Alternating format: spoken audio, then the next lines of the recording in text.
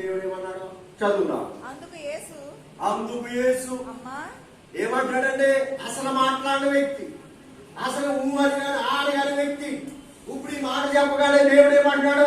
అమ్మా, నీవు ప్రార్థనకి వెళ్ళినా వెళ్ళకపోయినా విరిగి నలిగిన హృదయంతో దేవుని సన్నిధిలో ప్రార్థన చేస్తే, దేవుని సన్నిధిలో ప్రభుని కలుసుకుంటే, అమ్మా అయ్యాన్ని పిలుస్తాడు. నేను దేవునికి స్తోత్రం. ఏమంటున్నాడండి? ఇప్పుడు ఒక్క మాట పలకలేదండి. చాలా రోజుల నుండి తిరుగుతూ ఉన్నాయి అంట. మనకి ఎవరన్నా అప్పుతానన్నాడు, ఎన్ని రోజులు తిరుగుతామో తిరగమా. పిల్ల పెళ్లి చేయాలి, ₹1,00,000 అడిగాము అమ్మగారిని, ఇస్తానన్నాడు. సోమవారం వెళ్ళాను, దొరకలేదు.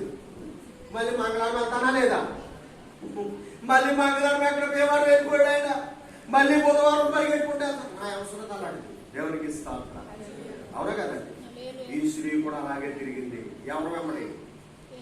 యేసుక్రీస్తు వారు ఆయన శిష్యులు చేసుకుని లోకంలో గుంటి వారిని మూగవారిని దయ్యాలు పట్టి వారిని కుష్టి రోగుల్ని స్వస్థపడుతూ ఉన్నాడు. నేను స్వస్థపడుతున్నారా?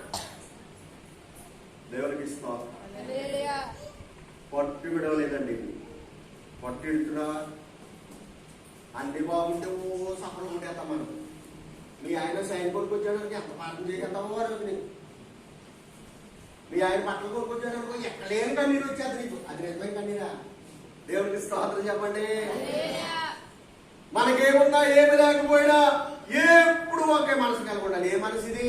క్రీస్తు మనసు. ఒక్కోసారి బియ్యం ఉండవు అనుకోండి. ఇప్పుడు బియ్యాలంటే ఇంట్లో ఎక్కువైపోయి ట్రైన్లో పోసేస్తున్నారు. మీరు నాకు బాగా తెలుసు. వడ్డేసి ఎక్కడ వేస్తారా? ట్రైన్లో పోసేస్తున్నారు. మా చిన్నప్పుడు అన్నం ఉండేది. అన్నం అడిగితే సరిగ్గా కొట్టుకోరు. రెండోసారి ఉండేది కాదండి.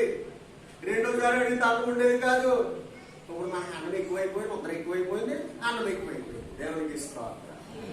ఒక్క మాట కూడా పలకలేసే అంటాడు. అమ్మా ఏమంటాడంటే, ఆయన స్వరం ఎత్తి నీతో మాట్లాడతాడు.